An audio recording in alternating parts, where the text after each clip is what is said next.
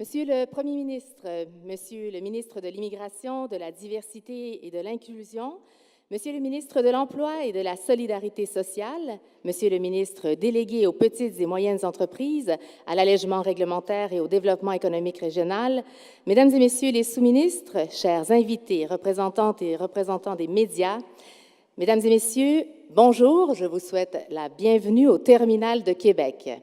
Je me présente, Alexandra Diaz, je suis animatrice et fille qui a été élevée à Sainte-Foy. Alors, très heureuse de prendre part, très honorée de prendre part à cette journée de retour à Québec, ma ville, pour cet événement qui nous réunit aujourd'hui, le Forum sur la valorisation de la diversité et la lutte contre la discrimination. Merci à toutes et à tous de votre présence. Je voudrais également saluer tous les internautes qui peuvent assister à ce forum en direct sur YouTube et apporter bien sûr leurs commentaires tout au long de la journée. N'hésitez pas à nous écrire. Vos messages vont également nourrir ce forum qui devrait être fort enrichissant. C'est avec un grand enthousiasme que je croise tout le monde depuis ce matin et on semble vouloir partager dans les solutions les plus concrètes quant au sujet qui nous touche. C'est une très grande journée de travail qui nous attend avec ce forum qui veut proposer des solutions concrètes aux enjeux que sont, pour les personnes immigrantes, l'emploi, la lutte contre la discrimination, la formation et la francisation. Je vais vous donner un aperçu de comment va se dérouler cette journée. Dans quelques secondes, le premier ministre du Québec, M. Philippe Couillard, va prendre la parole. Puis, ce sera au tour du ministre de l'Immigration, de la Diversité et de l'Inclusion et député de Viau, M. David Hurtel. Ensuite, pendant une bonne heure, le premier ministre et les ministres vont échanger avec les représentants de la table principale autour des 4 thèmes de ce forum que je vous rappelle: l'emploi, la lutte contre la discrimination, la formation et la francisation. Ensuite, pour chacun de ces thèmes, tout au long de la journée, on a des intervenants passionnés, extrêmement intéressants, qui viendront vous présenter des solutions, des projets mis en place dans leur propre entreprise ou dans leurs organismes. Leurs interventions vont toujours être suivies d'une période de questions, donc n'hésitez pas, bien sûr, à participer à ces échanges. Et on prévoit une clôture de forum vers 16h15 cet après-midi. Je précise à ce sujet, à l'intention des représentants des médias, qu'il y aura un point de presse immédiatement après, là, donc entre 16h15 et 16h30 après le forum, au rez-de-chaussée. Alors, allons-y. J'invite le premier ministre, M. Philippe Couillard, à prendre la parole. Merci, Mme Diaz, chers collègues, la fonction publique également, représentants des différents groupes qui vont s'exprimer aujourd'hui, tout le monde jusqu'au lointain fond de la salle. On ne vous voit pas tous, mais on est content que vous soyez là. Alors, venez vous exprimer et participer à cette journée fort importante. Et on vient de le dire, compte tenu de l'importance de l'enjeu, là, je tenais absolument à être présent avec mes collègues, et particulièrement David Hurtel, qui a fait avec François une tournée préparatoire du Québec. Mais j'ai essayé de me faire excuser pour la période de questions, puis ça n'a pas marché. Ils tiennent que je sois là. Alors, regarde, donc je vais devoir quitter après le premier bloc, ou vers 10h15, 10h30, mais je vais être de retour avec vous pour la conclusion des travaux à la fin de la journée. Ce que je voudrais vous dire, et de plus en plus, il faut le dire pour que les Québécois et les Québécoises l'entendent bien, le principal défi économique au Québec en 2017, c'est la pénurie de main-d'œuvre. Partout. Je placerai ça au-dessus même des enjeux que nous présentent les accords de commerce actuellement, parce que c'est un enjeu fondamentalement structurel. Et si on n'agit pas de façon plus vigoureuse pour le corriger, et bien sûr, les conséquences pour notre économie, nos emplois sont négatives.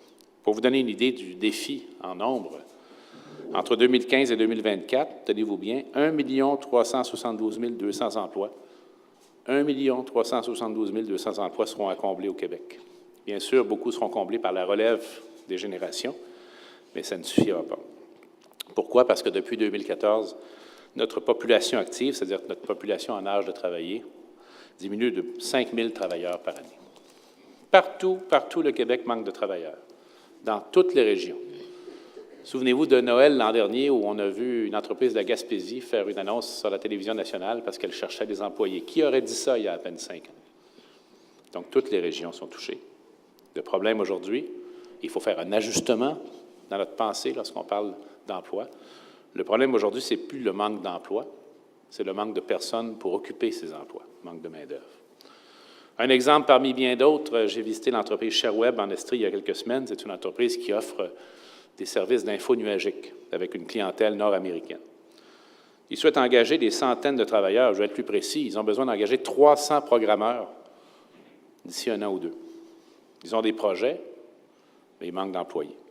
Je reçois les mêmes signaux lors des tournées régionales sur la Côte-Nord, la Mauricie, en Beauce, et chez moi, naturellement, aussi au Saguenay-Lac-Saint-Jean. Alors, si on ne veut pas que des entreprises renoncent à des contrats ou repoussent des projets de croissance, ou même se délocalisent, il faut agir. C'est certain que pour relever ce grand défi de développement économique, il n'y a pas que l'immigration. Il faut continuer à mieux former, mieux outiller nos jeunes pour occuper ces emplois dans un monde changeant où les emplois prioritaires vont être complètement différents dans 10 ans, dans 15 ans de ceux qui existent aujourd'hui. On doit donc offrir une formation technique, professionnelle, collégiale, universitaire, mieux adaptée à la demande des entreprises et aux besoins du marché du travail, en se souvenant que bien malin celui qui peut prévoir dans 20 ans quels seront les emplois prioritaires et quelles sont les compétences techniques pointues nécessaires. Personne n'avait prévu les emplois prioritaires d'aujourd'hui il y a 20 ans. Alors, il faut garder ça en tête. On a besoin d'un système de formation qui est flexible, polyvalent et qui correspond à l'évolution rapide du monde. Pour nos régions, bien sûr, on doit les rendre plus attrayantes. L'Internet haute vitesse qu'on est en train de renforcer est certainement un élément. Les hubs d'innovation dont il va être question au cours des prochaines semaines. Mais toutes ces façons classiques de combler les besoins de main-d'œuvre ne suffiront pas. On n'arrivera pas à combler tous les besoins de cette façon. On doit donc inévitablement nous tourner vers l'immigration. Je répète, ce n'est pas la seule solution, mais elle est incontournable. C'est une question de vitalité économique, et particulièrement dans nos régions.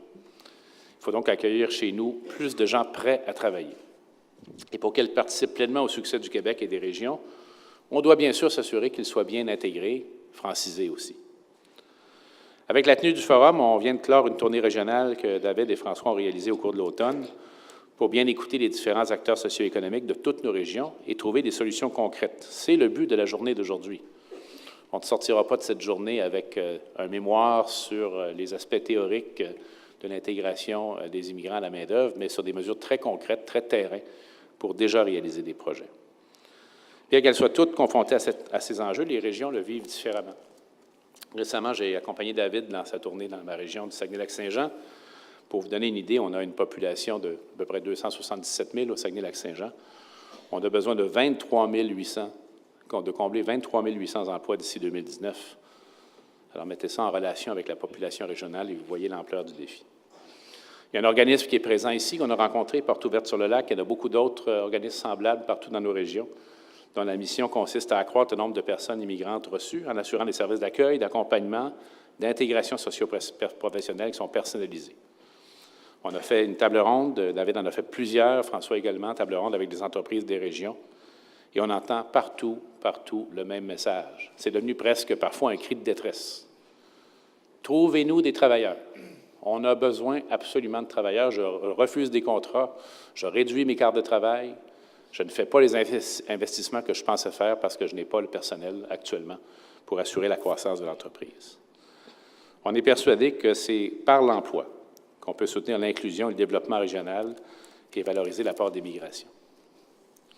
Au cours de la journée, on va partager des expériences qui ont mené à des résultats impressionnants, surprenants même, des pratiques qui peuvent servir de modèle, des questionnements qui peuvent conduire à des solutions qui sont déclinables selon les particularités de chaque région. Je ne veux pas parler beaucoup plus longtemps parce que vraiment mon objectif avec mes collègues, c'est de vous entendre, de discuter, d'échanger avec vous et de sortir encore une fois avec des mesures très concrètes. On veut et on doit travailler en partenariat avec vous tous, vous toutes, afin de promouvoir les régions du Québec auprès des nouveaux arrivants, peut-être même en amont de leur arrivée au Québec. Et je pense qu'on aura l'occasion d'en reparler aujourd'hui. Nous sommes tous d'accord pour dire que nous devons nous appuyer sur le potentiel que les régions ont à offrir, sur le plan de l'emploi et de la qualité de vie, afin d'attirer et de retenir de façon durable un plus grand nombre de personnes immigrantes. Et vice-versa, on doit nous appuyer sur le potentiel des personnes immigrantes pour répondre aux besoins de nos régions, afin de les rendre encore plus innovantes et prospères. Là, il y a un mythe qu'il faut dissiper, qu'il faut abandonner, un mythe qui remonte à des décennies, dans le langage courant. Non, les travailleurs immigrants ne viennent pas voler des emplois. Non, les travailleurs immigrants ne viennent pas voler des emplois. Au contraire, ils vont nous aider à préserver l'emploi de tous et de toutes, en empêchant nos entreprises de réduire leur activité, de fermer et même de se délocaliser. Donc, c'est l'emploi de tout le monde dont il est question, et pas uniquement des personnes immigrantes. Voilà donc le défi qui se pose aujourd'hui pour le développement du Québec, et c'est le défi qu'on va contribuer à relever aujourd'hui par ces discussions. On va sortir de la journée avec des mesures concrètes. Notre gouvernement veut simplifier le quotidien des Québécois et Québécoises. Ça signifie simplifier le processus d'embauche, autant pour les entrepreneurs que les immigrants. Ce Québec, ce nouveau Québec, est et doit rester un carrefour de talents. C'est une simple question de bon sens et une des clés de notre prospérité future. Alors, je vais m'arrêter là pour vous entendre. Je vous remercie de votre présence ce matin, d'avance de votre collaboration, et bon forum à tous et à toutes. Merci.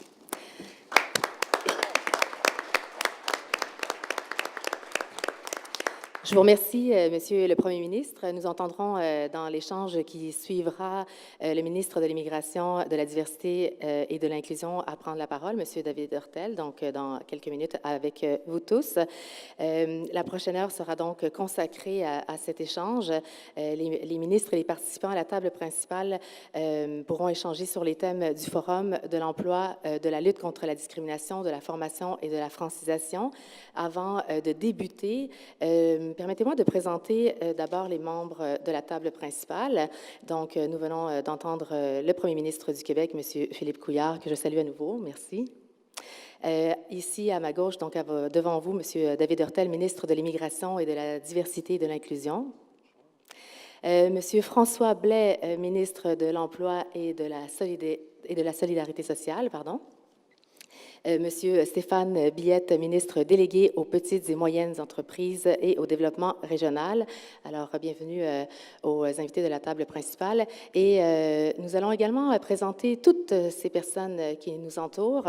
Et je vous demanderai de réserver vos applaudissements pour la toute fin. Alors, allons-y avec Madame Jocelyne Tremblay, directrice principale, secrétariat du Conseil du Trésor.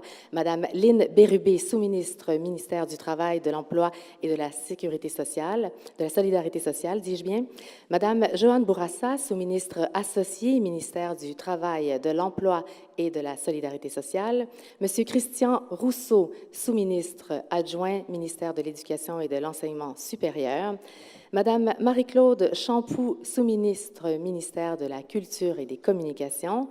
Madame Marie-Renée Roy, sous-ministre, ministère de la Famille. Madame Valérie Roy, directrice générale Axtra Alliance des centres conseils en emploi. Monsieur Guy Laforêt, directeur général de l'École nationale d'administration publique. Monsieur Martin Labbé, vice-président central des syndicats démocratiques du Québec. Madame Louise Chabot, présidente centrale des syndicats du Québec.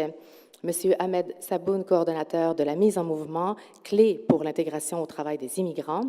Monsieur Frédéric Lalande, Coalition des organismes communautaires pour le développement de la main-d'œuvre. Monsieur André Garriépi, commissaire à l'admission aux professions. Madame Audrey Murray, vice-présidente Commission de la construction du Québec. Madame Monia Prévost, chef de service de l'évaluation et la planification stratégique. Madame Audrey Turmel, directrice des orientations et politiques, ministère de la Justice du Québec. Monsieur Florent Franqueur, président, Commission des partenaires du marché du travail. Madame Véronique Desève, vice-présidente, Confédération des syndicats nationaux. Monsieur Denis Hamel, vice-président des politiques de développement de la main-d'œuvre, Conseil du patronat du Québec. Madame Martine Hébert, vice-présidente principale, Fédération canadienne de l'entreprise indépendante. Monsieur Bernard Tremblay, président directeur général, Fédération des cégeps. Monsieur Stéphane Forget, président directeur général, Fédération des chambres de commerce du Québec. Monsieur Luc Castonguay, directeur des politiques de développement économique, ministère des Finances. Monsieur Alain Forcier, président Fédération des commissions scolaires du Québec. Madame Sylvie Théberge, vice-présidente de la Fédération des syndicats de l'enseignement. Monsieur Gilles Grondin, conseiller service francisation, Fédération des travailleurs et travailleuses du Québec. Monsieur Patrice Daou, Fédération des établissements privés. Madame Véronique Proulx, présidente directrice générale manufacturier et exportateur du Québec. Madame Julie Adam, directrice des affaires juridiques, Office des professions du Québec. Madame Danielle Turcotte, Office québécois de la langue française. Monsieur Maxime Jean, directeur général, Place aux jeunes en région. Monsieur Monsef Déragi, président directeur général, regroupement des jeunes chambres de commerce du Québec. M. Alexandre Morissette, délégué secrétaire à la politique linguistique, M. Stéphane Réchold, directeur général, table de concertation des organismes au service des personnes réfugiées et immigrantes, Mme Sylvie Pigeon, Union des municipalités du Québec, Mme Maryse Drolet, conseillère recherche et politique, Fédération québécoise des municipalités, et M. Robert Ouellet, Union des producteurs agricoles.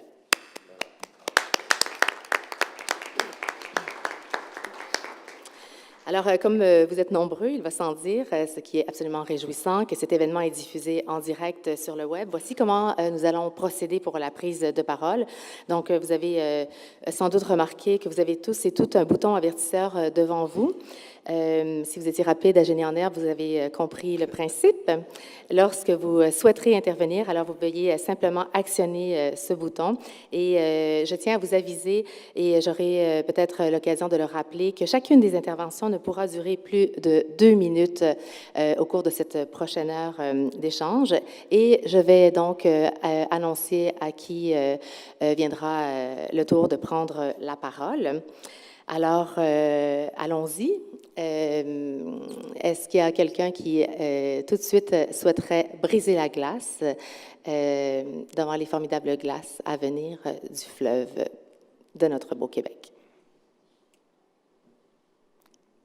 Québec, moi, m'inspire toujours énormément de poésie. J'espère que c'est comme ça pour vous également. Il y a un micro au fond de la salle. Alors, à tous ceux qu'on ne voit peu, qui êtes présents, mais dont on apprécie la présence, vous pouvez vous lever à tout moment et vous avancer vers ce micro-là. Est-ce qu'ici, autour de la table, en lien avec... oui, allons-y. Alors, nous avons Martine Hébert qui aimerait prendre la parole. Je vais casser la glace. Alors, valeureuse dame, nous vous écoutons. Écoutez, d'abord, merci, Monsieur le Premier ministre, merci, Messieurs les ministres, pour cette journée. Je pense que c'est une journée qui est importante. Vous l'avez dit, Monsieur le Premier ministre, on a besoin de main-d'œuvre au Québec. Nos PME ont besoin de main-d'œuvre. On le sait que c'est le poumon de l'économie du Québec. Il faut rappeler que notre économie est beaucoup basée sur nos petites et moyennes entreprises qui assurent le dynamisme dans nos régions. On sait par contre, malheureusement, qu'au cours des derniers mois, dernières années, d'ailleurs on l'a abondamment vu dans les médias dans les dernières semaines encore, plusieurs PME ont un besoin criant de main-d'œuvre et certainement que l'immigration est une des réponses importantes à ces besoins-là. Jadis, on parlait beaucoup de main-d'œuvre qualifiée, mais ce qu'on sait, c'est que les PME, ce ne sont pas de la main-d'œuvre qualifiée dont elles ont besoin, mais plutôt de la main-d'œuvre aussi moins qualifiée pour occuper des postes de compétences de niveau technique ou encore ce qu'on appelle le professionnel ici, ou encore des postes de manœuvre. Et malheureusement, au cours des dernières années, au cours des dernières décennies, nos politiques d'immigration n'ont pas permis d'accueillir ces travailleurs-là. Au contraire, même, d'ailleurs, je regardais hier soir en me préparant pour venir le dernier recueil statistique sur l'immigration, et au contraire, alors que 50% des PME du Québec disent qu'elles prévoient embaucher, qu'elles ont de la difficulté à trouver des travailleurs là, de niveau personnel de production et de corps de métier, nos statistiques d'immigration démontrent que on a accueilli 45% des personnes issues de l'immigration qu'on a accueillies ont des postes de gestion ou encore de niveau professionnel. Donc, on voit qu'il y a une inadéquation entre les deux. Votre prédécesseur, Monsieur le ministre, avait proposé lors des commissions parlementaires sur l'immigration d'effectuer des projets pilotes pour justement faire en sorte qu'on puisse accueillir des personnes moins qualifiées dans les régions pour qu'elles puissent occuper les postes qui sont disponibles. Et je pense que l'une des solutions, Monsieur le ministre, peut-être à court terme, en tout cas en la matière, serait peut-être de mettre en œuvre le plus rapidement possible ces projets pilotes-là, que ce soit par secteur d'activité ou encore que ce soit par région. Je pense que ça pourrait être une des clés. Et si on pouvait, à l'issue d'aujourd'hui, s'entendre pour dire qu'on va mettre en œuvre ces projets pilotes qui vont permettre d'accueillir des travailleurs immigrants moins qualifiés, je pense qu'on aurait déjà une des clés, en tout cas à court terme, une des pistes à court terme de solutions. Voilà. Là-dessus, puis permettez-moi d'abord de vous saluer et vous remercier à mon tour tout le monde autour de la table et dans la salle et ceux qui nous suivent également sur le web. Je vous remercie de soulever cet enjeu-là dès maintenant. Le fait est que nous travaillons présentement à mettre en œuvre un projet de règlement qui va suivre la nouvelle loi sur l'immigration, qui ouvre justement la porte à ces projets pilotes. Il faut revoir de fond en comble notre approche par rapport à l'immigration. Le premier ministre l'a dit très clairement dans son allocution d'ouverture. L'immigration est maintenant et doit être vue comme un vecteur de développement économique. Et le ministère de l'Immigration doit être vu comme un ministère à vocation économique pour accompagner les entreprises dans leurs besoins en matière de développement. Conséquemment, on veut justement appuyer ces projets-là, ces projets pilotes-là. Et d'ailleurs, on a commencé à en regarder. Puis durant ma tournée régionale, j'ai fait 10 régions là, à date, là, puis je vais continuer en 2018. Mon objectif, c'est de faire toutes les régions du Québec d'ici le prochain budget pour justement identifier ces projets pilotes-là. Deuxièmement, c'est de revoir la grille aussi, parce que la nouvelle loi sur l'immigration, ce qu'elle prévoit, c'est la mise en place d'une déclaration d'intérêt de la personne qui désire, dis-je, s'établir au Québec. Et basé sur cette déclaration d'intérêt-là, il y a ensuite une décision qui est prise par le ministère de l'Immigration d'inviter cette personne-là à faire le processus qui mène à une immigration économique au Québec. Donc, le travail maintenant va se faire sur comment on fait un arrimage entre les qualifications de la personne qui désire s'installer au Québec, son profil, qui comprend son niveau de connaissance du français notamment, mais aussi cet arrimage qui doit se faire entre ces qualifications-là et les besoins en main-d'œuvre, particulièrement en région. L'idée, ce n'est pas d'avoir une solution mur à mur. L'idée, c'est d'être capable de régionaliser l'immigration et faire en sorte qu'il y ait un arrimage et qu'on ne cherche pas justement juste des candidatures diplômées dans des secteurs très pointus, mais plutôt avoir un arrimage très, très, très serré entre les besoins. Donc, on est très conscient que, bon, notamment que ce soit dans l'hôtellerie, le tourisme, la restauration, on voit des besoins criants, mais dans tous les domaines et de tout niveau de qualification. Alors, ce qu'on est en train de faire, c'est de mettre en œuvre ces projets pilotes-là. On en veut d'autres. On va avoir un projet de règlement très rapidement pour donner vie aux dispositions de la nouvelle loi sur l'immigration. Mais vous pouvez être assuré que nous sommes à pied d'œuvre là, présentement, puis il va y avoir des mesures qui vont être annoncées à la fin de la journée, mais on va continuer à travailler. Là. Ce n'est pas tout. Ce n'est pas une fin aujourd'hui. C'est une étape significative, importante, mais on va continuer le travail pour s'assurer qu'il y ait un arrimage direct entre les besoins de main-d'œuvre et l'immigration qui vient au Québec. Merci beaucoup, M. le ministre. Merci, Mme Hébert. Je donnerai la parole maintenant à Mme Véronique Desève. À vous. Merci. Alors, merci de l'opportunité de ce forum. Toujours intéressant de pouvoir partager les expériences, les points de vue sur des questions aussi fondamentales que la part de l'immigration au Québec. Et je vous dirais qu'on nie pas le besoin de main-d'œuvre et tout ce qui est en lien avec la pénurie de main-d'œuvre. On le sait, nous, dans nos milieux de travail, il y a beaucoup de surcharge de travail, souvent dû au fait que c'est difficile de combler certains postes. Cependant, réduire l'immigration à qu'un seul vecteur économique, c'est nier des problèmes importants. Et si on veut vraiment faire ce travail-là, il faut nécessairement voir le problème dans un système, c'est-à-dire, oui, il y a un travail à faire pour l'emploi.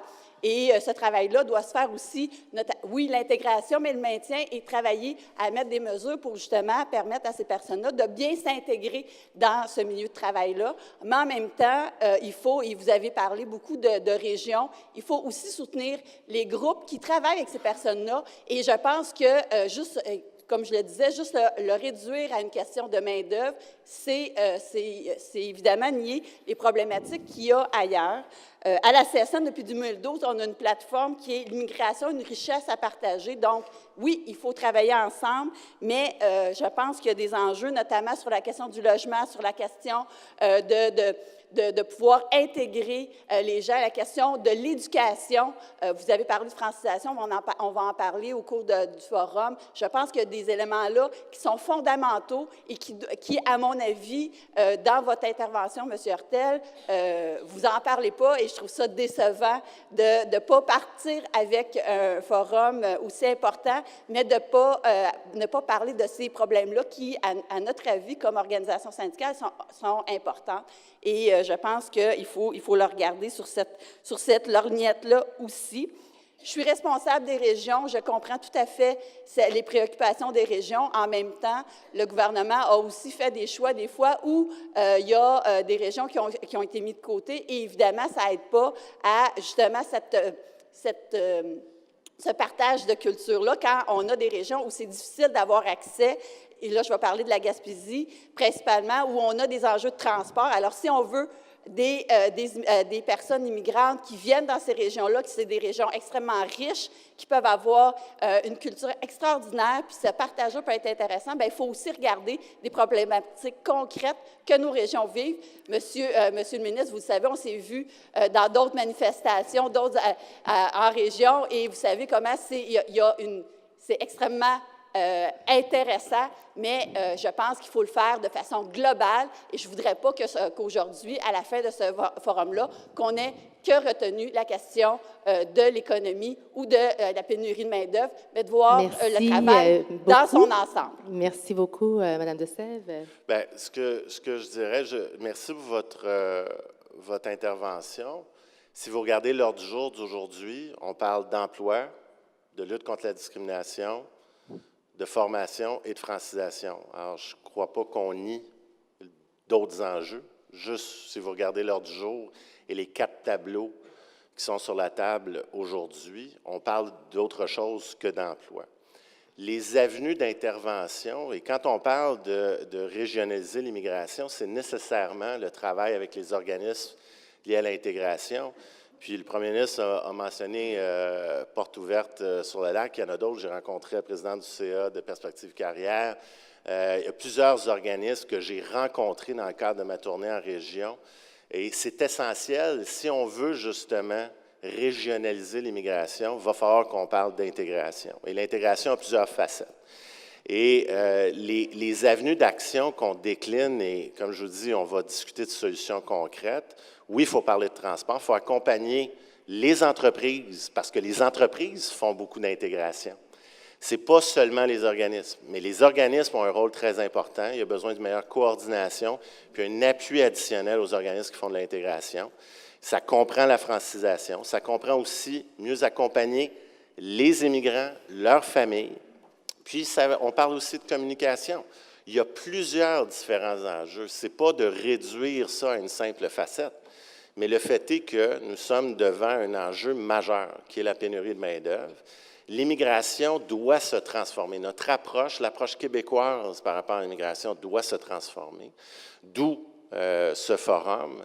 Mais c'est clair qu'il n'y a aucune intention de réduire les enjeux à qu'un seul. Juste aujourd'hui, on parle de 4 différents enjeux, dont l'emploi. Alors, on ne nie rien. Au contraire, ce qu'on veut, c'est travailler à plusieurs niveaux avec les organismes qui sont chargés d'intégration, comment on travaille mieux la francisation, comment on travaille mieux au niveau de la formation, comment on régionalise mieux l'immigration pour répondre aux besoins. Alors, c'est vraiment le but de l'exercice aujourd'hui, c'est de parler de l'ensemble de ces enjeux-là et voir comment on peut trouver des pistes de solutions concrètes. Alors, ce n'est pas juste de dire « on ne fait pas ça », c'est plutôt au contraire comment on s'y met et comment on met en œuvre des solutions concrètes. Merci, Monsieur le ministre. Merci de votre intervention, Madame de Sèvres. Il y a déjà une demi-heure d'écoulée dans cette heure d'échange qui passe à la vitesse de l'éclair. Je vois déjà en lice pour participer à Génie en herbe une bonne dizaine de candidats. Alors, je vais vous rappeler d'être bref dans vos interventions. Ce serait vraiment super, disons-le, qu'on puisse entendre toutes les personnes que je vois qui veulent prendre la parole. Et allons-y immédiatement avec Madame Véronique Proulx. Oui, bonjour. Alors, très heureuse d'être ici pour représenter les manufacturiers exportateurs du Québec. L'enjeu de main-d'œuvre est l'enjeu numéro 1. Alors, vous le savez, vous avez fait le tour du Québec. Partout où on va, c'est la première chose dont nos manufacturiers nous parlent. C'est vrai en ville, mais c'est encore plus criant en région. Et l'une des solutions à laquelle les manufacturiers sont très ouverts, c'est certainement l'immigration. Alors, ils sont ouverts, ils veulent davantage d'immigrants pour pouvoir combler leurs postes qualifiés, mais non qualifiés aussi. Alors, ça passe comment? Ça passe par une meilleure sélection, bien sûr. On voudrait avoir davantage de travailleurs qualifiés, mais non qualifiés également. J'ai une entreprise qui vient de m'appeler, qui est à Laval, qui est dans la fabrication de kayaks, une grande entreprise. Ils ont 150 postes non spécialisés à combler. 150. Ils ne sont pas en région, là, ils sont juste à Laval, mais ils n'arrivent pas à les trouver. Alors, ça, on va y arriver comment? En faisant venir davantage de gens qualifiés, mais non qualifiés aussi. Alors, quand vous parlez, Monsieur le ministre, de revoir la grille de qualification, je pense qu'il faut trouver un moyen de faire venir des gens qui ont une expérience, qui ont des habiletés, sans être trop qualifiés non plus pour pouvoir répondre à leurs besoins. Et possiblement qu'on pourrait penser à un programme similaire à celui qu'on a vu dans l'agriculture. Donc, on voit que ça fonctionne très bien pour la production agricole. Pourquoi pas pour le secteur manufacturier? La deuxième chose, c'est une meilleure intégration. Alors, on le voit, le taux de chômage est plus élevé chez les immigrants de première génération. Comment est-ce qu'on fait pour faire le lien entre le besoin des manufacturiers et ces gens-là? Je pense qu'il y a un pont important à faire. Alors, le mot-clé dans tout ça pour les manufacturiers, c'est quoi? C'est l'accompagnement. Puis je vais le répéter souvent aujourd'hui. Il faut être capable d'accompagner nos entreprises manufacturières pour faciliter le processus lorsqu'elles veulent faire venir des gens de l'étranger, pour faciliter le processus d'intégration. Un entrepreneur, ça a une multitude d'enjeux, d'urgences dans une journée. Ils ont besoin d'aide, d'accompagnement pour faciliter le processus et ils sont ouverts. Alors, c'est le message que je voulais lancer aujourd'hui. Ils sont ouverts à en avoir davantage, ils sont ouverts à travailler avec vous, mais il va falloir mieux les accompagner dans le processus pour pouvoir répondre à leurs enjeux. Merci. Monsieur Stéphane Forget, à vous. Merci beaucoup. Alors, merci beaucoup pour l'organisation de cette journée. Vous le savez, vous l'avez mentionné plus tôt, le défi démographique que connaît le Québec est très important et la compétition pour l'immigration, elle est mondiale. Il y a une guerre des talents partout sur la planète. Donc, dans ce contexte-là, pour nous, il va de soi que la diversité et l'inclusion, ce n'est pas un enjeu, mais plutôt une nécessité. Ce qu'on a constaté partout sur le territoire au Québec, un peu comme vient de le mentionner Véronique, c'est qu'il y a nombre d'organisations qui viennent en appui, qui aident les immigrants à se trouver du travail, à s'intégrer à la société québécoise, mais il y a trop peu de moyens pour appuyer les entreprises. Vous le savez, il y a de très nombreuses petites et moyennes entreprises au Québec qui n'ont certainement pas les moyens d'avoir des services, des équipes de ressources humaines, donc leur capacité de savoir où recruter les personnes, savoir comment les intégrer à l'organisation pose un important défi. Alors, de ce constat-là, on a aussi deux statistiques qui nous ont un peu dérangés. Il y a 86 % des immigrants qui arrivent au Québec, qui s'installent et qui vivent dans la grande région de Montréal.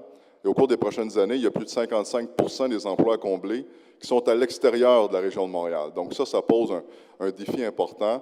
Donc, avec l'aide du ministère de l'Emploi, on a créé un projet qui s'appelle un premier emploi en sol québécois.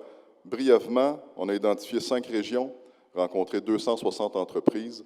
On est revenu à Montréal avec 2700 emplois disponibles et ça continue d'entrer.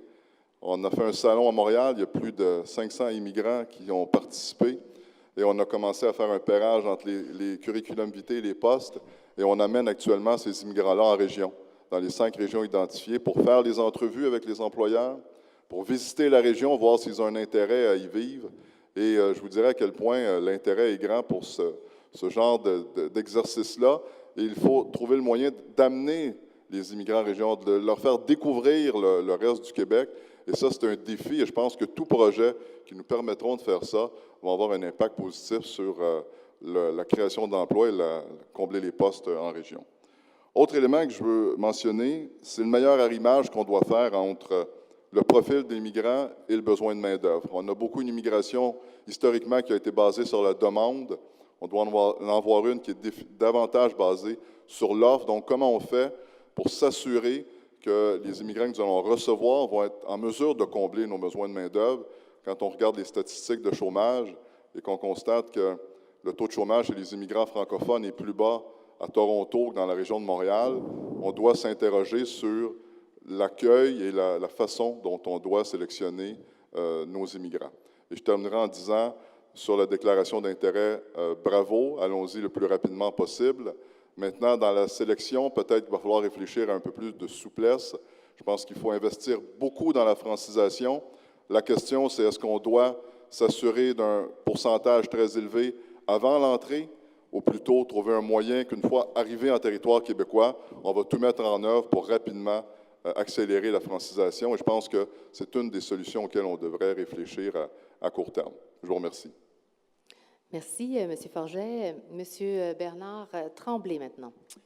Oui, bonjour. Donc, à mon tour de vous remercier pour l'organisation de cette journée qui est évidemment sur un thème très important et qui va aborder évidemment différents volets des enjeux d'immigration. Mais déjà, dans les premières minutes, on aborde la question de la régionalisation de l'immigration et j'ai le goût de vous dire, à cet égard, à mon avis, il y a un maillage évidemment important à faire avec les maisons d'enseignement. Et je crois qu'au Québec, on sous-estime une clé importante pour justement cette intégration de l'immigration en région, soit justement l'accueil d'étudiants internationaux. Vous savez, si vous allez sur le site de la BBC News, vous pourrez consulter un article où on met en lumière le fait que le Canada et le Québec en particulier a un des meilleurs systèmes d'éducation au monde, est un endroit de choix pour justement l'éducation pour des gens de d'autres pays. Et à cet égard, je pense que si on pouvait justement accueillir un plus grand nombre d'étudiants internationaux dans nos établissements d'enseignement en région, on aurait évidemment un facteur, je dirais, facilitant pour l'intégration. On s'assurerait d'avoir des jeunes qui ont des diplômes qui correspondent évidemment aux besoins des entreprises d'ici.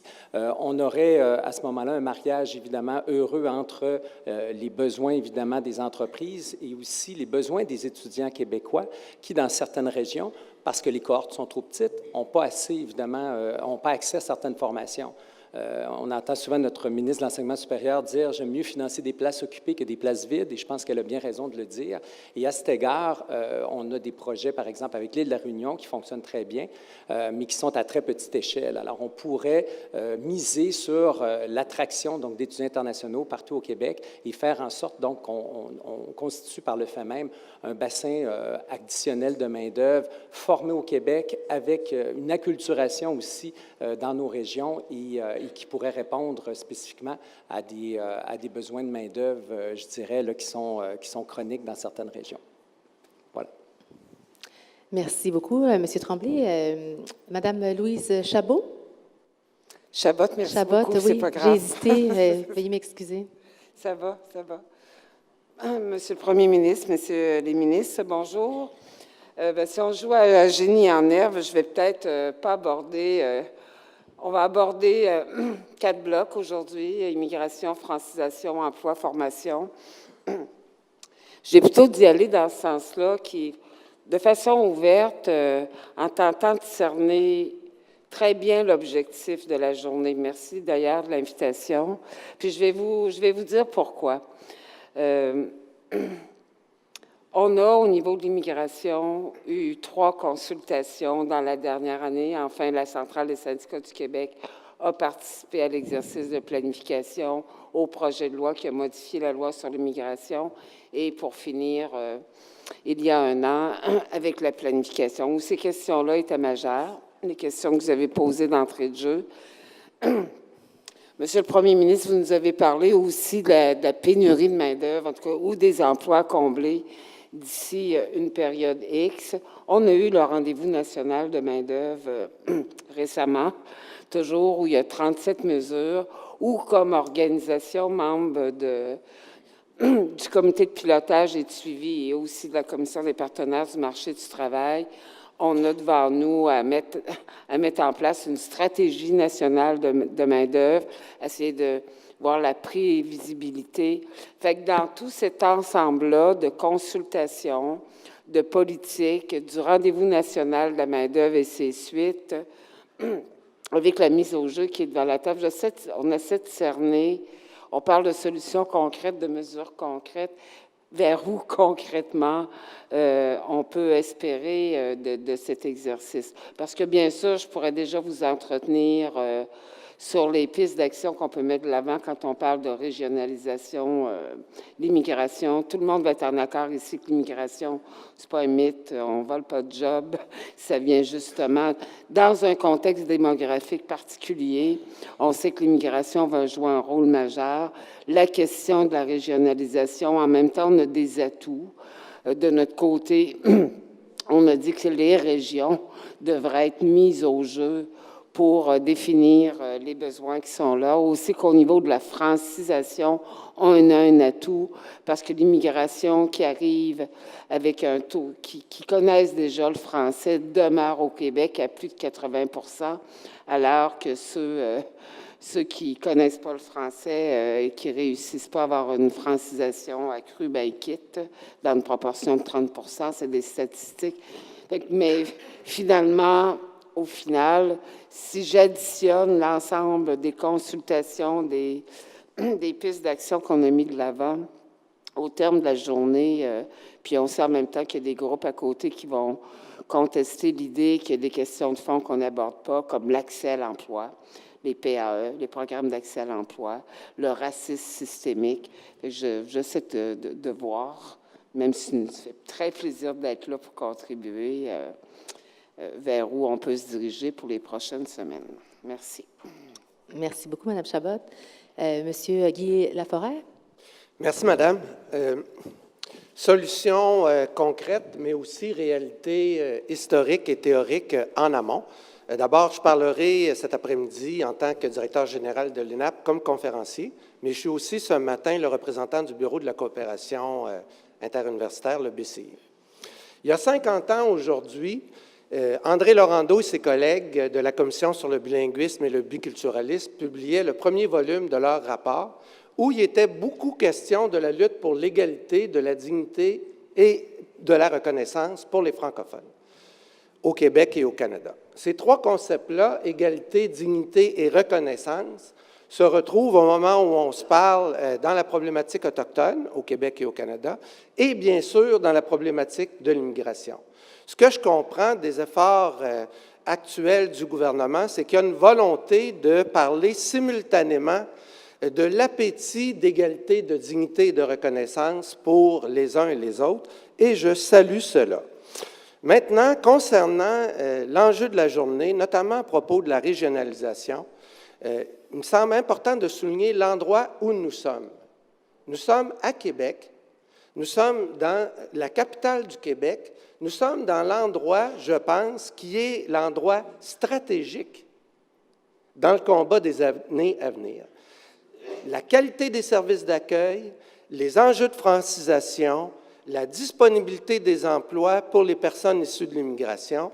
Si le Québec rate le coup dans la région de Québec, qui doit être son deuxième pôle principal d'accueil, de réception et d'intégration des immigrants, ça ne marchera pas nulle part ailleurs. Donc, il me semble, c'est ce à quoi j'invite le gouvernement, c'est de concentrer des efforts particuliers d'intégration pour réussir, pour atteindre ces objectifs avec l'ensemble des acteurs et en priorité dans la grande région de Québec.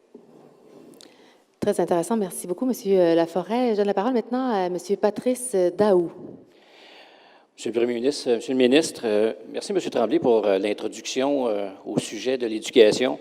À la Fédération des établissements d'enseignement privé, présentement, on a 1300 étudiants étrangers dans nos établissements secondaires. C'est un secteur qui est en croissance présentement. L'éducation, c'est un facteur attractif présentement dans le monde. À titre indicatif, au Brésil, il y a 800 000 personnes qui suivent présentement des cours de français, soit en ligne ou soit sur place, en classe. Naturellement, et plusieurs provinces canadiennes présentement enseignent leur curriculum à l'étranger, chose que le Québec ne fait pas. Alors, si on est capable de préparer en amont ces élèves-là à mieux connaître notre curriculum de formation, qu'ils viennent dans nos établissements secondaires par la suite pour être en mesure d'aller vers les études supérieures, présentement, soit dans la formation professionnelle ou dans les études supérieures, ou encore d'aller par la suite sur le marché du travail, ça devient un facteur attractif encore plus grand. Présentement, plus de la moitié de ces 1300 élèves-là sont ailleurs qu'à Montréal, donc à l'extérieur des grands centres du Québec. Il y a présentement au moins 5 projets sur la table avec des établissements qui sont prêts à accueillir des élèves internationaux. Nous avons 18 résidences scolaires présentement avec tout près de 2000 places en résidence. Il y a au moins 600 places disponibles pour ces élèves-là. Alors, si on nous donne la chance de mieux franciser, de mieux préparer ces élèves-là, forcément, ils vont avoir le goût de rester, le goût de poursuivre et le goût de s'investir pour l'avenir du Québec.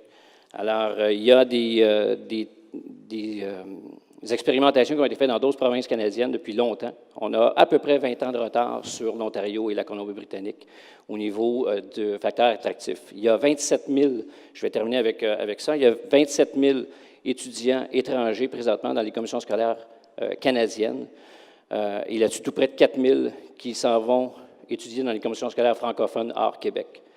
Alors, il y a quelque chose à faire, définitivement. Il y a des pistes de solutions qui existent et qui sont à adopter pour le Québec en cette marge-là. Et nous, naturellement, on est prêts à collaborer parce qu'on y est déjà rendu et on va y aller en plus grand nombre dans les prochaines années.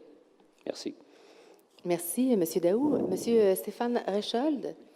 Alors, bonjour, Stéphane Rechold, la table de concertation des organismes au service des personnes réfugiées et migrantes. On regroupe une centaine d'organismes d'accueil à travers le Québec. Alors, Monsieur le Premier ministre, Messieurs les ministres, merci beaucoup pour cette invitation. Je pense, moi, ça fait plus de 2 décennies que je suis dans le secteur. Je pense que c'est la première fois que tous les acteurs sont autour de la table, et ça, je pense que je veux vous féliciter.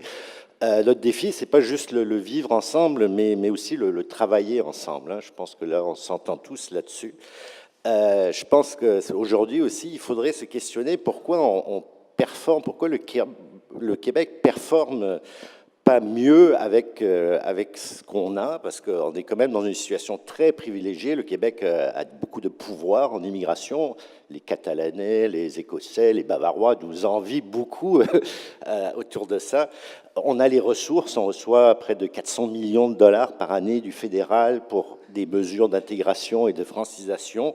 On a beaucoup d'expertise dans différents domaines, dont nous, on est beaucoup préoccupés par tous les programmes humanitaires aussi, où le Québec performe très, très bien au niveau international.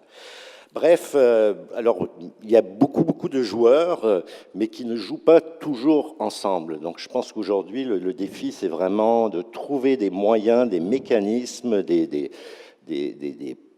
stratégies pour mieux travailler ensemble. On reviendra là-dessus plus tard. Merci beaucoup. Merci. Pour ne pas créer de déception, sachez qu'à ce stade-ci, il ne sera plus possible d'ajouter vos noms à la liste pour compléter et pouvoir donner la parole à ceux qui sont déjà en liste depuis un moment. Alors, poursuivons avec M.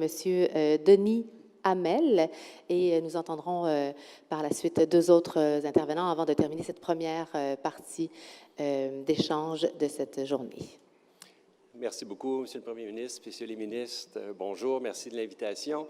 Je vais rajouter ma voix à plusieurs interventions qui ont été faites autour de la table qui sont très, très pertinentes. Je voudrais revenir à la question de l'accompagnement des entreprises, mais sous l'angle de la rétention.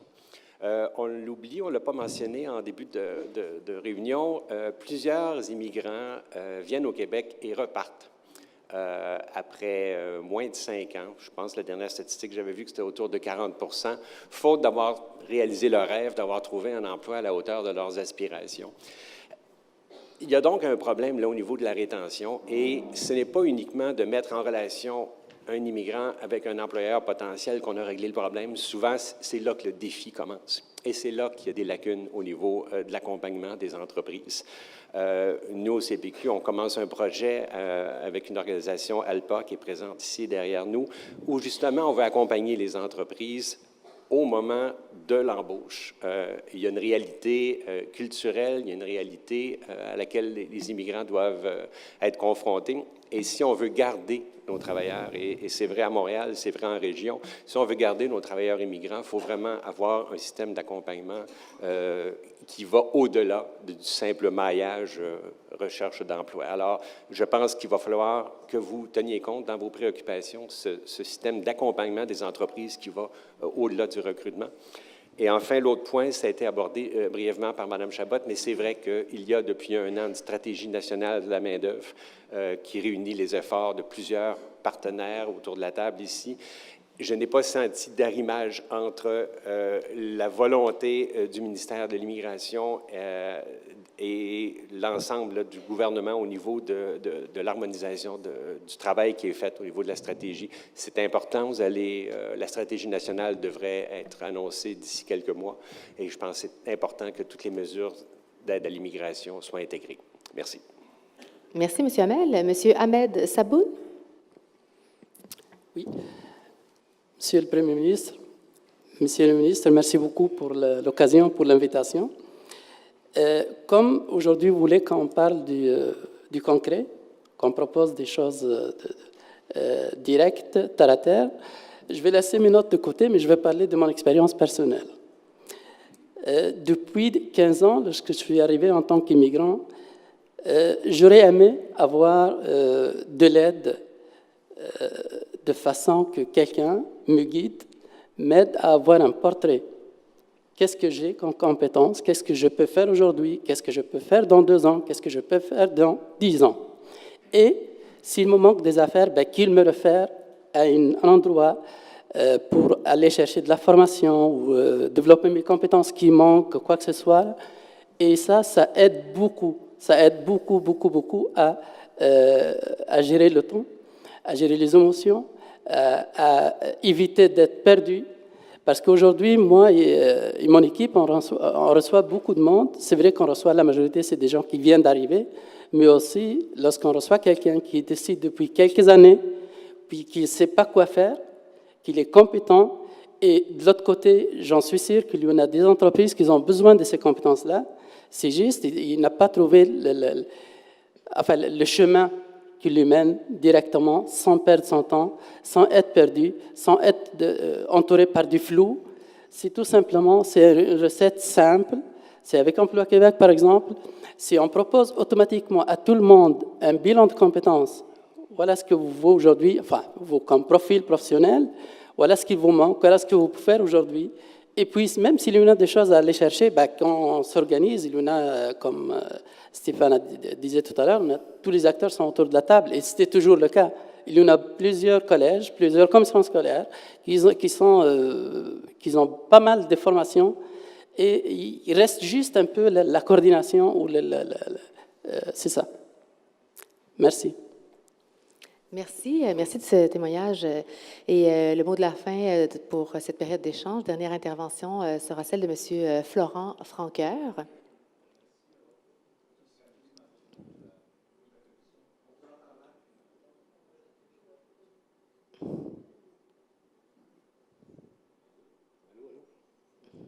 Prenez le micro à côté.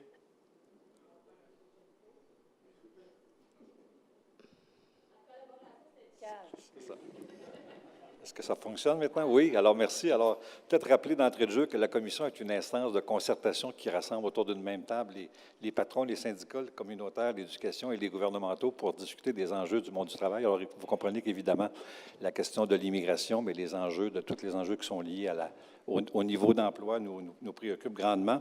Heureux d'entendre qu'il y a du travail qui se fait au niveau de la grille de sélection et aussi de la déclaration d'intérêt. Il faut rappeler que la déclaration d'intérêt, c'est quelque chose qu'on attend depuis longtemps. Peut-être rappeler aussi au niveau de la Commission, on a été quand même un peu, je dirais, innovateur. On est peut-être dans ceux qui préconisent une hausse des niveaux d'immigration. Alors, on s'explique. Globalement, au Québec, lorsqu'on fixe, par exemple, un niveau à 50 000 nouveaux arrivants, alors on privilégie les réfugiés et nous en sommes, nous supportons parfaitement cette idée-là, mais plus il y a de réfugiés qui arrivent, moins ça laisse de place pour les immigrants dits économiques, et à ce moment-là, ça fait qu'on a, je dirais, pour les entreprises, on en a de moins en moins. Alors, ce qu'on préconise essentiellement, c'est d'augmenter les niveaux d'immigration et à tout le moins d'y aller avec un genre de prorata avec ce qui se fait au niveau du poids démographique du Québec dans le Canada. L'autre chose, on parle beaucoup de notre capacité d'accueillir nos immigrants, parce que là, on le voit, lorsqu'on se promène à travers le Québec, on voit que lorsque ça fonctionne, l'accueil, alors ça veut dire, bien sûr, ça implique l'immigrant migrants, ça implique les entreprises. Les entreprises mettent beaucoup d'efforts et beaucoup d'argent pour accueillir ces immigrants-là. Mais lorsque ça fonctionne vraiment, la communauté prend, je dirais, aide le travailleur à s'intégrer. Et évidemment aussi, là, il y a toute la partie gouvernementale. On peut se le dire, je pense, l'absence du Midi au niveau des régions a fait très mal au cours des dernières années. Et finalement, rappeler, comme certains l'ont fait, que nous travaillons actuellement à l'élaboration d'une stratégie nationale sur la main-d'œuvre. Et pour nous, la question de l'immigration ne peut pas être prise en vase clos. Il faut absolument que tous les partenaires, il faut rappeler qu'il y a plusieurs partenaires autour de la table ici qui travaillent autour de cette stratégie nationale-là. La plupart des ministères sont impliqués autour de cette stratégie nationale-là. Et on pense qu'on devrait toute la question de l'immigration devrait être incluse dans cette réflexion-là pour le printemps prochain. Merci. Merci, M. Francoeur. Alors, ça met fin aux échanges. Monsieur le Premier ministre, un petit mot pour conclure cette première heure? Oui, merci beaucoup pour vos interventions. Je pensais dire quelques mots pour faire part de certaines réflexions qui me sont venues en vous écoutant. Puis, comme vous avez vu tantôt, je n'hésite pas à mettre les enjeux, franchement, sur la table. J'ai volontairement fait allusion aux clichés malheureux qu'on entend. Ils viennent voler nos jobs, ils viennent voler nos emplois, parce que c'est un, faux, deux, injuste. Et ce que ça amène comme réflexion pour notre société, c'est, et on n'est pas différent des autres sociétés, c'est un débat qui a lieu dans toutes les sociétés démocratiques actuellement, l'immigration devient de plus en plus délicate en tant que sujet de discussion politique. Il y a des tensions sociales qui sont rapidement apparues lorsqu'on commence à mettre ce sujet sur la table. Il y a un discours toxique avec les médias sociaux, tout ce qu'on a comme expression dans le milieu, qui peut rapidement faire sa place et qui est très difficile à contrer. Parce que le discours de ce type-là, il est simple. Le discours qui explique pourquoi ce n'est pas le bon discours, il est plus compliqué. Alors, c'est pour ça qu'il faut bien doser, calibrer la façon dont on aborde la question d'immigration. Bien sûr, c'est étroitement lié aux questions de discrimination, de racisme, d'éducation, d'accueil des familles, des conditions socio-économiques. Mais ce qui m'a frappé lorsque David, qui en passant représente un quartier excessivement multiculturel de Montréal, a demandé aux gens de son comté, « De quoi voulez-vous qu'on parle lorsqu'on parle de vous? » La réponse unanime, en premier, parce que ça dépend de tout le reste, « Parlez-nous d'emploi. Parlez-nous de l'accès à l'emploi. » Alors, je pense que c'est pour ça qu'il faut... c'est comme ça qu'il faut interpréter le choix du thème. Ce n'est pas un rejet des autres thèmes ou ce n'est pas une minimisation, le fait qu'on veut minimiser les autres éléments, mais c'est tellement central dans la vie de l'immigrant, ça devient presque obsessif, cette question de l'emploi. Parce qu'il y a un immense décalage entre l'espoir de l'immigrant au départ de son pays par rapport à ce qui est entrevu, possible, promis parfois, et la réalité, qu'il faut vraiment, vraiment, vraiment s'y attacher. Dans le langage également, ce que j'ai remarqué, c'est que dans les endroits ou dans les session où ça devient un peu tendu de parler d'immigration, lorsqu'on parle de l'immigration comme atout économique et sous l'angle de l'emploi, ça devient beaucoup plus facile de discuter et même de toucher les autres enjeux.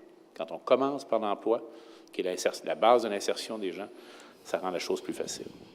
J'ai également vu des groupes un peu partout dans les régions où j'ai été impressionné par l'impact majeur de changement de message.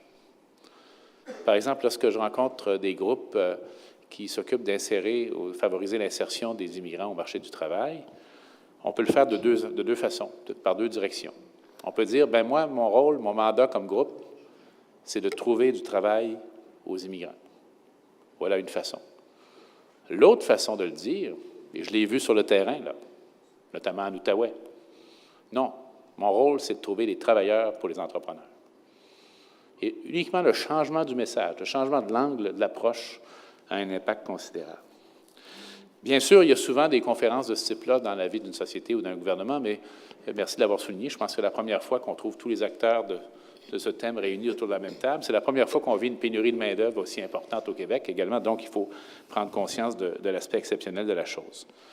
Ça n'empêche pas les autres travaux qu'on fait. C'est certain que dans la stratégie nationale de la main-d'œuvre, il y aura l'arrimage, il y aura les mesures qu'on discute aujourd'hui. Il faut le faire, mais il y a tellement d'urgence sur le terrain, et ça touche même à l'angoisse dans le cas de certains entrepreneurs, qu'il faut arriver, et c'est le but de la journée d'aujourd'hui. J'ai dit à mes collègues, on ne sortira pas de la journée avec un autre rapport sûr. On a plein de rapports sûrs, puis on a des stratégies à moyen puis à long terme, puis c'est parfait, c'est comme ça qu'il faut faire, mais il faut sortir avec des mesures qui vont marcher tout de suite. L'entrepreneur, là, il veut quelqu'un maintenant, demain, hier. Bon, il faut être réaliste, on ne mettra pas tout ça en place en 3 jours, mais on a identifié, je crois, des pistes qui vont nous permettre d'agir très rapidement et concrètement et redonner de l'énergie à tout le système.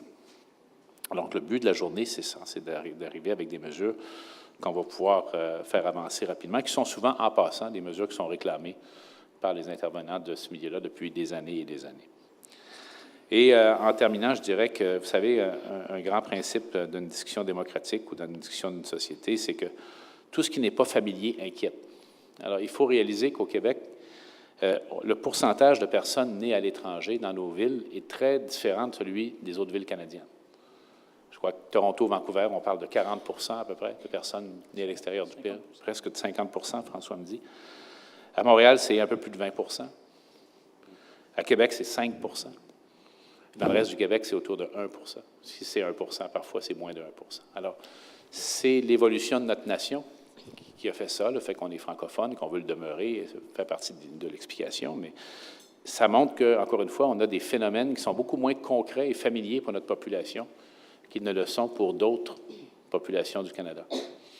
Et c'est pour ça que d'aborder la question sous l'angle de l'économie m'apparaît crucial, pas pour réduire l'immigration à l'économie, mais pour permettre la conversation. Et si on fait en sorte que nos travailleurs québécois et québécoises dites de souche, et le mot souche, là, il remonte à longtemps. Dans mon cas, mon ancêtre est arrivé en 1613, mais avant, il était ailleurs. Il est arrivé pas loin d'ici. Ici même, effectivement. Mais si les gens qui sont là depuis plus longtemps prennent conscience d'une réalité incontournable, qui est que c'est leur job à eux autres qui est menacé actuellement, que ne pas avoir recours à ces travailleurs d'ailleurs va mettre en danger leur emploi. Et il faut absolument développer cette conscience-là. Puis je répète que l'immigration n'est pas la seule solution. Ce serait également réducteur de dire que la seule façon par laquelle on va régler notre question de pénurie de main-d'œuvre, c'est par l'immigration. Mais on ne peut pas contourner l'immigration. C'est quoi, 20 David, d'environ? 20 des emplois disponibles qui seront de toute façon comblés par l'immigration. Il faut voyez l'importance des nombres, vous voyez le nombre de personnes que ça représente, mais oui, il faut mieux former nos jeunes, oui, il faut continuer à travailler sur la persévérance scolaire, la formation la plus rapide possible, la plus polyvalente possible également, il faut faire attention. Valoriser les métiers techniques, il faut continuer de le faire. Tout ça, l'un n'empêche pas l'autre. Il faut faire tout ça en même temps. Et je pense que c'est important également de le rappeler dans le message qu'on donne à la population. Alors, je vous remercie, moi, de vos interventions. On va garder pour la fin de la journée, puis David me parlera de vos échanges, cette fameuse question de la régionalisation. Moi, j'ai fait le choix d'habiter en région, puis c'est une des plus belles décisions que j'ai prises de ma vie. Là. La qualité de vie est extraordinaire. Je vis dans un milieu formidable et j'en suis très, très heureux. Mais ce n'est pas facile d'amener des personnes immigrantes dans nos petites régions, dans nos petits milieux régionaux. Et il faut faire attention de ne pas les amener en trop petit nombre. Il faut les amener en nombre suffisant pour qu'ils se créent une familiarité puis qu'ils veulent rester dans les milieux régionaux. Alors, je suis particulièrement intéressé à entendre aujourd'hui ce que vous voulez dire exactement par régionaliser l'immigration. Il y a plusieurs façons dont on peut le faire. Alors, il y en a quelques-unes que David a en tête, mais il y a peut-être d'autres auxquelles vous voudriez nous sensibiliser. Alors voilà, je voulais juste vous dire ces quelques réflexions à bâton rompu après cette première période d'échange. Alors, merci de votre attention. Merci. Merci, Monsieur le Premier ministre. On vous retrouve plus tard. Je pense qu'on peut s'applaudir une quinzaine de premières personnes qui ont